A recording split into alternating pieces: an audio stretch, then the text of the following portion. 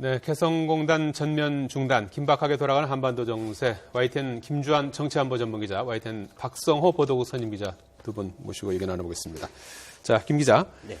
개성공단 조업이 전면 중단됐어요. 12년 만에 이제 그 전에 북한이 중단시킨 적은 있었는데 우리 정부가 이제 중단시킨 건 사실 처음 아니겠습니까? 네. 그리고 오늘부터 생산 활동을 전면 중단하고 생산 시설, 인력과 시설 철수에 들어가기로 했다. 이렇게 얘기를 발표하지 않았습니까? 네. 실제로 오늘부터 생산 활동이 중단된다는 건 어떤 의미입니까? 오늘부터라는 거는 사실 이제 내일부터 그 북한 근로자들이 다시 연휴 끝나고 출근해야 되는데 예. 뭐 원자재라든가 식료품, 왜냐하면은 각 기업마다 점심 한 끼를 우리가 북측 근로자들한테 매 한 끼를 줘요. 매일 점심을 매일 함께 점심을 제공하겠는데 그런 거 있다 보면 이제 식료품이라든가 우유라든가 이런 것이 냉동 차량으로 해서 그동안 냉장 들어갔거든요. 예. 그걸 이제 아마 일단은 중지시키고 오늘부터 이제 그런 의미라고 뭐 어떤 공장 가동에 필요한 제품 중단이 아니라 그런 필요한 것들 오늘 당장 출경 그러니까 개성공단으로 들어가는 차들이 오늘 정부 발표 이후로 안 들어가게 되는 거죠. 못 들어가게 되는 거죠. 그러니까. 그렇게 표현을 한 것 같습니다. 예. 네, 현재 개성공단에 머물고 있는 인원이 이제 휴일 연휴기 때문에 184명이 있다고 하는데 앞으로 내일부터 철수 절차가 진행됩니다. 어떤 과정을 거치게 되죠? 우선 거기서 북한 측에서 허락을 해야 되는 건데 우선 우리는 일단 발표를 했지만 북한에도 통보도 했고요. 네. 그러니까 우리 신변 안전을 위해서 필요한 절차들이 있습니다. 내려올 때 도라산 쪽으로 들어올 때라든지 절차가 있으니까 그걸 충분히 그걸 밟아서 갈 텐데 그렇게 불안할 필요는 없지 않느냐. 그럼 그 사람들을 잡아놓는다든지 그런 일은 없을 것 같고 다만 우리가 전에도 한번 북한 측에서 해서 닫았다가 다시 연 적도 있고 협의를 7번이나 해가지고 재가동한 적도 있고 그러거든요. 네. 그러니까 대화찬회를 완전히 막히거나 그런 건 아니거든요. 거기에 대해서 그러니까 필요한 절차를 밟아서 이제 오겠죠. 예. 오늘 공식적으로 정부가 5시에 이제 이런 개성공단 전면 중단 방침을 발표를 했고요. 4시쯤에 북한 측에 통보를 했다면서요? 어떤 내용이 통보된 겁니까? 이제 이 관련 내용을 그대로 전달을 통일부 장관의 성명 내용을 그대로 전달해 준 거고 그 무렵 같은 시간에 주변국도 미일 중에도 우리 이 정부에 이제 통보를 해줬다라고 이렇게 밝혀지고 있거든요. 그 의미는 사실은 우리가 중국이나 이런 러시아로 하여금 대북 제재에 동참해달라, 경제 제재에 동참해달라고 요구하면서도 우리는 사실 북한 근로자들을 쓰는 이런 어떤 앞뒤가 안 맞는 모순점을 주변국들이 사실 지적을 한 게 사실이거든요. 그래서 우리가 이 선제적 의미를 하면서 이렇게 선제적으로 할 테니 여러분들 귀국도 당신의 나라들도 이런 부분에 동참해달라는 부분을 충분히 설명을 했고 그 같은 내용 역시 당사자인 북한에도 통보를 한 거로 이렇게 전해지고 있습니다. 예. 네, 개성공단 가동이 중단되면 그 피해는 고스란히 우리 입주 기업들에게도 돌아올 텐데 지금 현재 반발이 거세다고 들었습니다. 입장이 어떤가요? 사실 피해는 우리만 보는 것도 아니에요. 저쪽도 보고 우리도 보는데 우선 돈만 따지면 액수만 따지면 그러니까 개성공단으로 해가지고 북한이 1년에 이익을 보는 게 한 1억 달러쯤 되거든요. 그러면 한 1,200억 원쯤 되죠. 한 달에 100억 정도 되는. 그렇게 되는데 피해는 숫자만 따지면 우리가 훨씬 큽니다. 왜냐하면 우리가 생산하는 게 거기가 5배 내지 6배도 많고요. 그래서 그것만 봐도 그다음에 우리 기업이 거기 많이 가 있기 때문에 그 100여 개 기업들이 만약 나온다, 생산을 못한다, 그러면 당장 직접적인 손실도 있지만 계약에 해놓은 거 있잖아요. 외국하고 그런 것도 납기를 못 맞춘다든지 그러면 클레임이 걸려오면 보상도 해야 되고 하는 걸 직간접으로 따지면 수조 원이 될 거다. 일례로 2013년에 우리가 134일 동안 문을 닫았을 때 그때 피해액이 1조 원이 넘었거든요. 그러면 이번에는 거의 전면 중단이라고 한다면 기한이 얼마 될지 모르겠지만 상당한 조 단위가 넘어가는 건 분명해 보입니다. 그렇지만은 이제 정부의 설명입니다만은 연간 한 5억 달러 정도 거기서 매출을 올리는데 우리 GDP 규모로는 이제 0.04% 정도 된다고 합니다. 북한 같은 경우에는 연간 지금 1억 달러 벌어들이는 돈이 1억 달러라는 거 아니겠습니까? 그런데 북한이 수출로 버는 돈이 앞서 조봉현 박사 말은 5억 달러라고 그래요. 북한의 대외 무역 규모를 보면은 연간 한 80억 달러쯤 돼요. 예. 그러면 거기에 따지면은 만일 1억 달러라고 낮게 잡아도 예.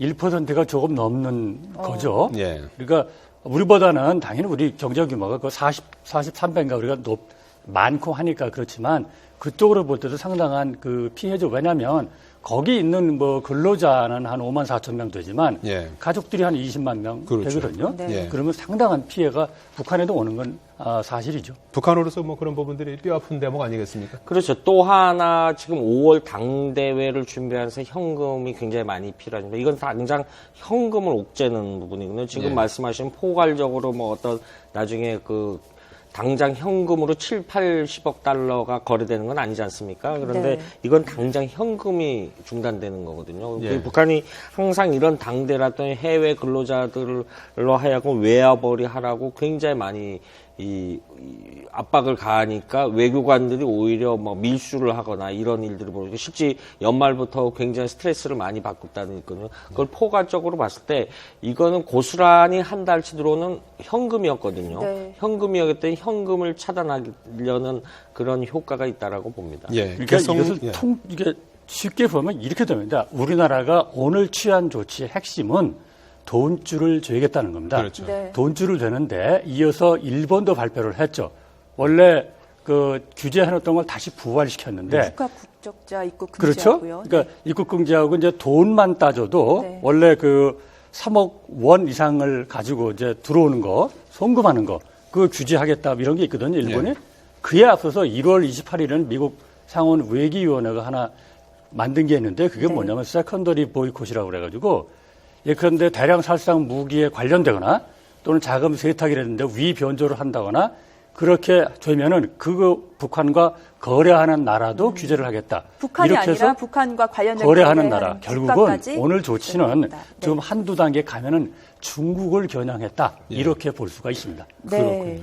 자, 자, 이게 개성공단에 대한 전면 중단이 북한에게 이제 얼마나 이제 뼈아플 것인가 이제 그 부분에 대해서 두 분께서 말씀을 좀 해주셨는데, 뭐 일각에서는 또 별다른 타격을 주지 못할 것이다 이런 또 주장도 하는 것 같은데 말이죠. 일단 어떻게 봐야 그 되는 일각에 겁니까? 타격을 주지 못한다라는 근거는 이렇습니다. 북한의 근로자들이 한 5만 4천 명이 있죠. 예. 5만 4천 명이 있는데 중국하고 러시아에 사실 해외 근로자들이 북한 근로자들이 많이 나갔어요. 북한의 입장으로서는 산술적으로 해서 5만 4천여 명의 근로자를 이 러시아나 중국으로 별도로 송출을 해외 근로자를 송출하면 된다. 그렇기 때문에 예, 5만 4천 명에 예. 5억 달러가 지금 지난해 5억 달러 넘게 저것이 매출을 저 올렸어요. 그래프가 2015년 11월 말 기준으로 작성된 거거든요. 예. 물론 결석하는 사람이 있고 이런 부분도 있기 때문에 예. 그런데 그래서 뼈아픈 고통이 안 올 것이다.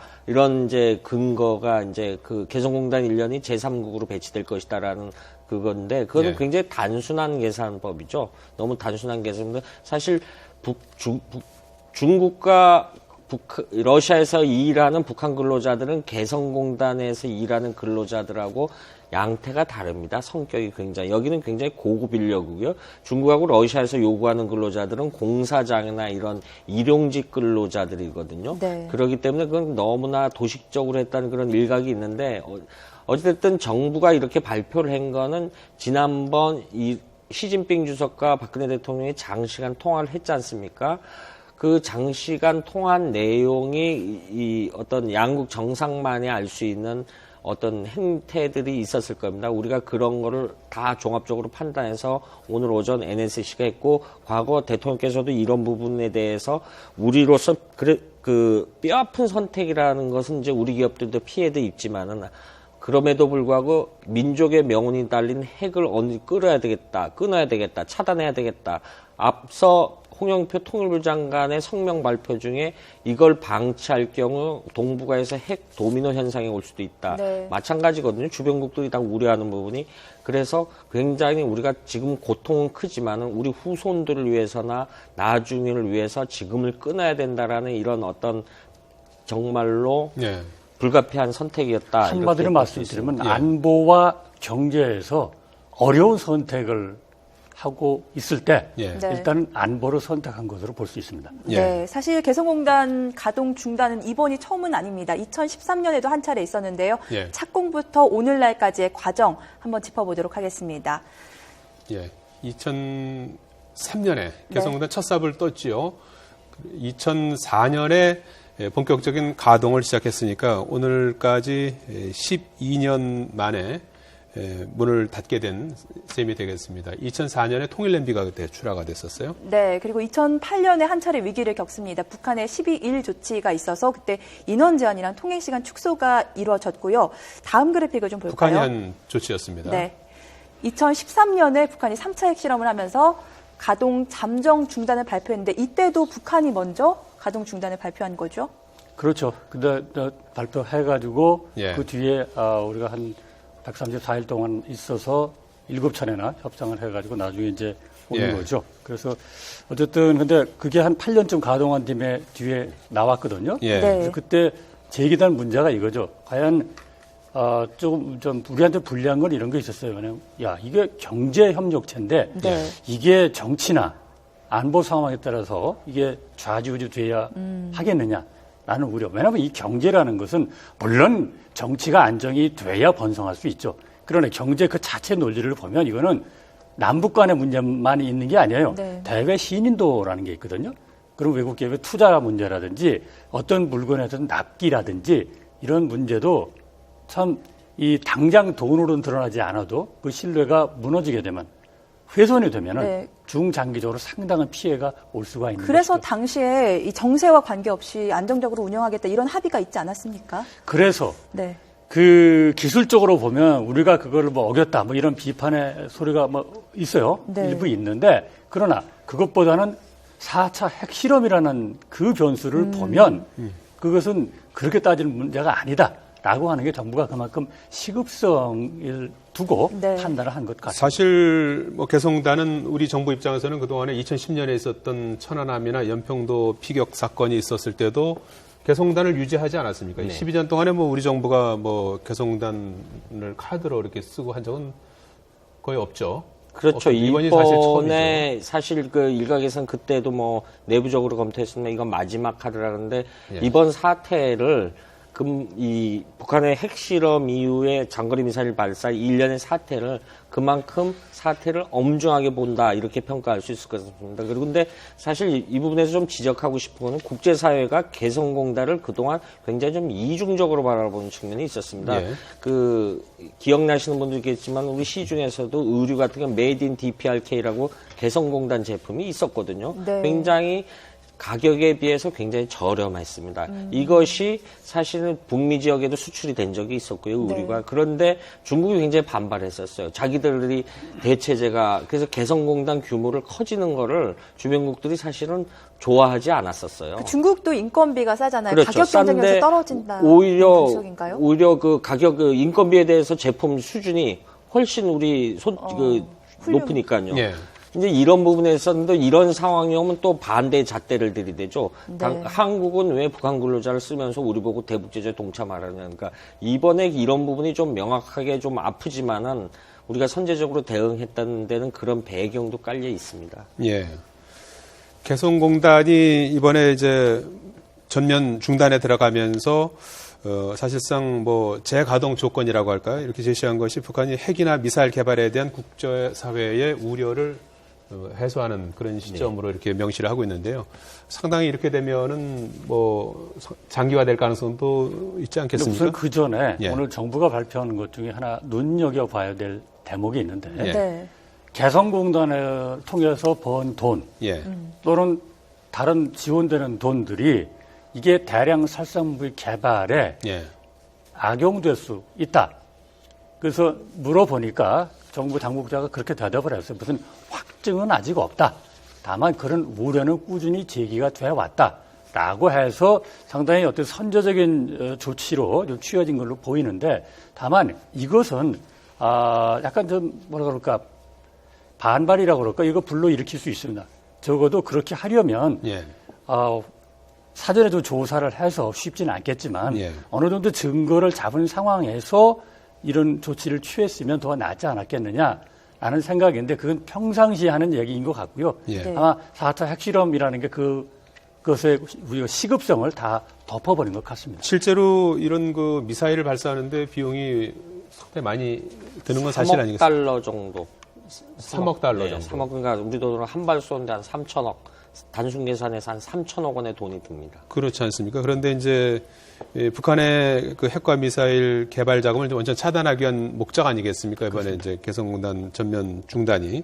근데 북한이 이제 매년 국제사회로부터도 뭐 상당한 지원을 인도적인 차원이든 뭐 여러 가지 명목으로 지원도 받고 또 뭐 그런 것들도 불구하고 이 대량 살상 무기 WMD에 이렇게 돈을 쓰는 것을 그냥 둘 수는 없다. 이제 이런 시각이 있었던 것 같아요. 우리가 이제 대북인도적 지원을 할 때요, 과거에도 마찬가지로 우리가 북한이 90년대 중반에 고난을 당할 때 우리가 직접 지원을 하겠다라고 많이 했어요. 현물 지원을, 현금 아니니 현물 지원을 해달라고 많이 했는데 북한은 꼭 현금으로 달라 그랬거든요.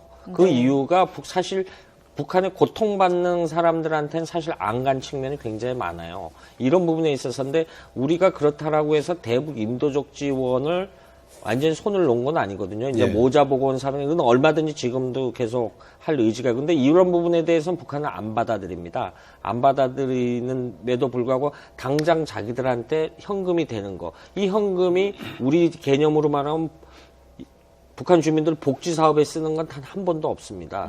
한 번도 없이 역시 군사용으로 지금 핵무기 개발이라든가 대량 살상 무기 이런 데로 전용이 되기 때문에 그런 걸 막는 방안의 극단적인 조치 중에 하나가 현금을 옥죄할 수 있는 개성공단 폐쇄 카드도 꺼내들었다. 이렇게 봐야 될 것 같습니다. 우리가 네. 북한으로 가는 돈이요.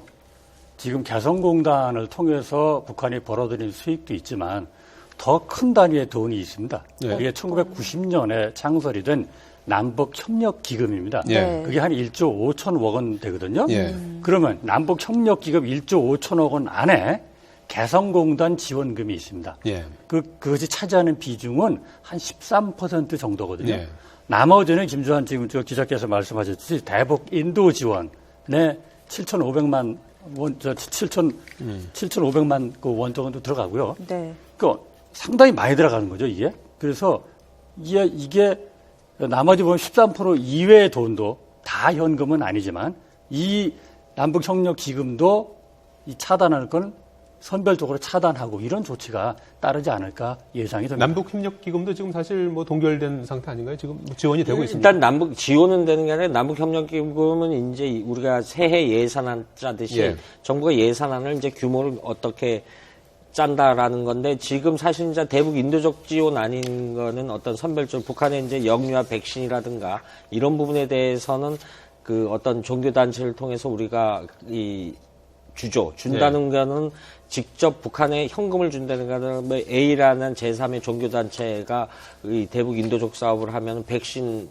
구입하는데 돈이 얼마 든다라고 하면 일부 거기서 우리가 정부에서 인도적으로 지원해주는 이런 형태로 지금 이루어지고 있거든요. 이런 부분은 어디까지나 이런 부분에 대해서 오늘 발표도 봐도 이런 부분에 대해서는 정부가 언급을 한 번도 안 했어요. 이런 우리가 인도적 지원 노력은 계속 하겠다는 자세는 우리는 충분히 갖고 있거든요. 예. 역시 이제 북한의 대응 어떻게 나오느냐에 따라 다른 거지만요.